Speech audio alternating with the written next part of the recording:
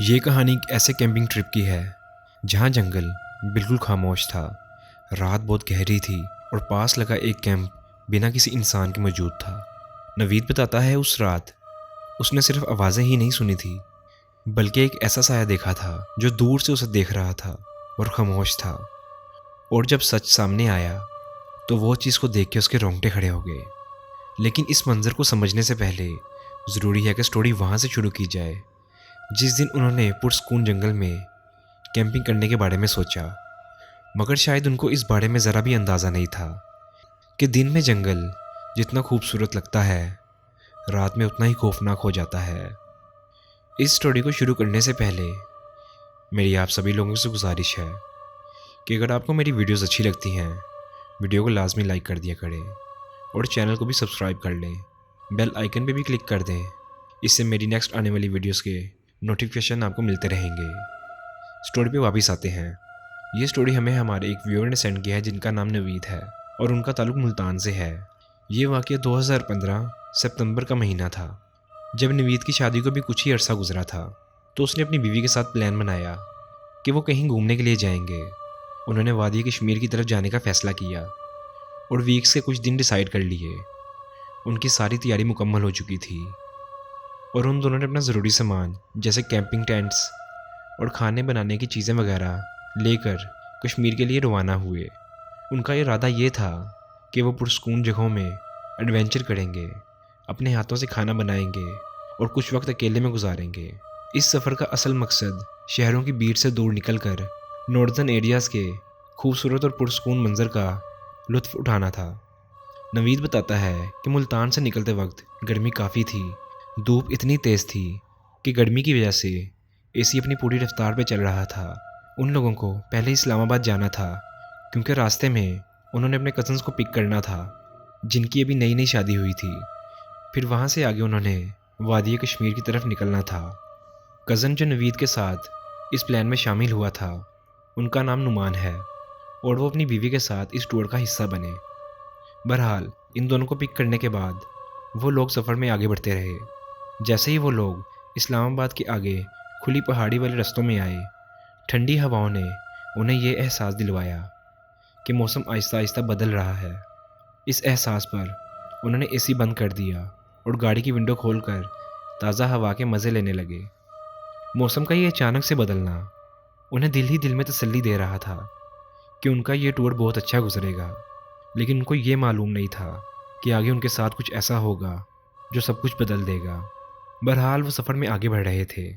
जैसे जैसे वो लोग कश्मीर की हदूद में दाखिल हो रहे थे वैसे वैसे अंधेरे के साथ साथ अब मौसम भी ठंडा होता जा रहा था और घने दरख्तों से घिरी हुई वो वीरान सड़क अब कुछ ज़्यादा ही खामोश और अजीब लगने लगी थी। ये लोग एक जंगल के करीब नेशनल पार्क जैसी जगह पर कैंपिंग के लिए पहुंचे। वहां तक पहुंचने के लिए उन्हें तकरीबन 1 से 2 घंटे की पैदल हाइकिंग करनी पड़ी थी। इस जगह पर नवीद पहले भी जा चुका था, लेकिन इस दफ़ा एक बात अजीब थी। वहाँ कोई और कैंप के लिए मौजूद नहीं था, सिर्फ एक पुराना सा टेंट पहले से लगा हुआ था, बिल्कुल उसी जगह पर था जहाँ नवीद लोग अक्सर कैंपिंग किया करते थे। उस टेंट का मालिक उस पूरे मैदान में नज़र नहीं आ रहा था। सब ने सोचा कि शायद वो जंगल के अंदर कहीं गया होगा, इसलिए नवीद और उसके साथी उस टेंट से कुछ फासले पर तकरीबन 15-20 मीटर दूर अपना कैंप लगाकर बैठ गए। उन्होंने कैंपिंग के लिए अपने टेंट सेट किए और कैंप की थोड़ी दूरी पर कैंप फायर भी जला दी। नवीद और नुमान की वाइफ सैंडविच ले आई और सब लोग बैठकर खाना खाते हुए बातें करते रहे। रात अब और गहरी होने लगी। जंगल में सिर्फ कीड़ों और हवा की हल्की सी आवाज़ें थीं। काफ़ी देर बैठने के बाद कैंप फायर जलती रही और वो सब लोग अपने टेंट में जाकर सोने लगे। मगर नवीद को भी नींद नहीं आ रही थी। वो इस तजस्सुस में था कि उस पुराने से टेंट में आखिर कौन है। उसका दिल बार बार उस पहले वाले टेंट की तरफ जा रहा था जिसका मालिक उन लोगों को अभी तक नज़र नहीं आया था। कुछ देर बाद जब नवीद अपने टेंट में लेटा हुआ था तो उसको एक औरत की हंसी सुनाई दी और टेंट के बाहर हल्की सी सरगोशी सुनाई दी जो मुसलसल आ रही थी। पहले उसने सोचा कि शायद उसका कोई वहम होगा, फिर उसे लगा कि शायद नवीद वगैरह की टेंट में से आवाज़ आ रही होगी। लेकिन जब उसने टेंट की छोटी सी विंडो से बाहर देखा तो नुमान और उसकी फैमिली गहरी नींद में सो रहे थे। नवीद को समझ नहीं आया कि फिर आखिर ये आवाज़ कहाँ से आ रही थी।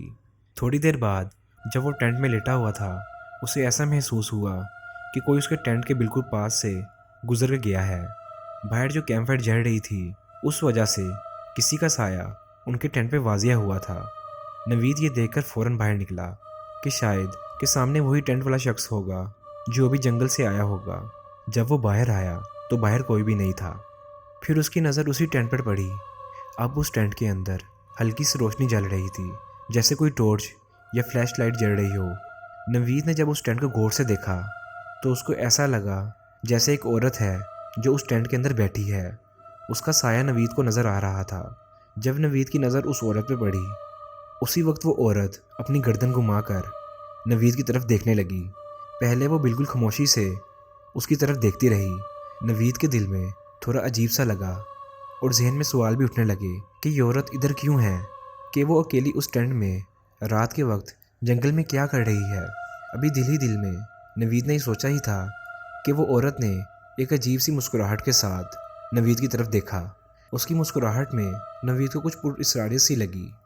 वो अपनी जगह से वापस मुड़ा और सोचा कि सुबह उस औरत से बात करूँगा। ये सोचते ही नवीद वापस अपने कैंप में आ गया और सोने की कोशिश करने लगा। उसकी आंख अभी लगने ही वाली थी कि इतने में ही उसने दोबारा महसूस किया कि कोई उसके टेंट के बाहर से चल कर गया है। दोबारा फिर कैंप फायर की रोशनी में उसने एक साया अपने टेंट के सामने से गुजरता देखा। वो फिर बाहर निकला, लेकिन कोई नहीं मिला। अब नवीद थोड़ा घबरा गया था।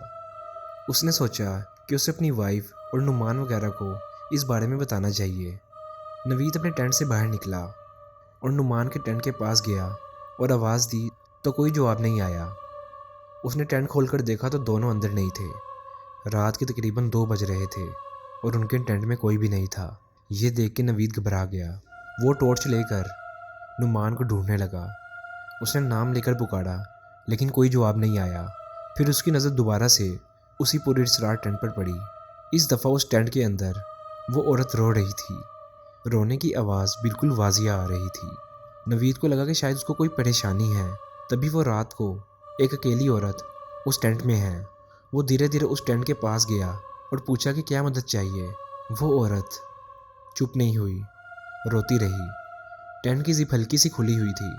नवीद ने सोचा कि टेंट के अंदर झांक के देख लेता हूँ, मगर जैसे ही वो आगे बढ़ा उसको ऐसा महसूस हुआ जैसे किसी ने पीछे से उसके कंधे को पकड़ा है। नवीद घबराकर घूमा तो देखा कि नुमान अपनी बीवी के साथ वहाँ खड़ा था। नुमान ने बताया कि उसे टॉयलेट जाना था। नवीद उसे बताने ही लगा था कि अभी वो टेंट की तरफ इशारा ही कर रहा था तो वो औरत, वो साया वहाँ से गायब हो चुका था। टेंट के अंदर अब अंधेरा था, कोई रोशनी नहीं थी, ना कोई आवाज़ थी। नुमान हंस पड़ा और बोला कि शायद तुम्हें थकान हो गई है या शायद तुम्हें इस जगह पर डर लग रहा है। नवीद समझ नहीं पा रहा था कि आखिर ये हो क्या रहा है। कुछ देर बाद वो दोनों अपने टेंट में चले गए, मगर नवीद की आंख नहीं लगी थी। उसे फिर से वही हंसी सुनाई दी। वो फ़ौरन बाहर निकला और सीधा उस टेंट की तरफ गया। इस दफ़ा उसने टेंट की जिप को खोल दिया और अंदर जाके देखने लगा। जो मंजर नवीद के सामने था, उस चीज़ को देख के नवीद के रोंगटे खड़े हो गए।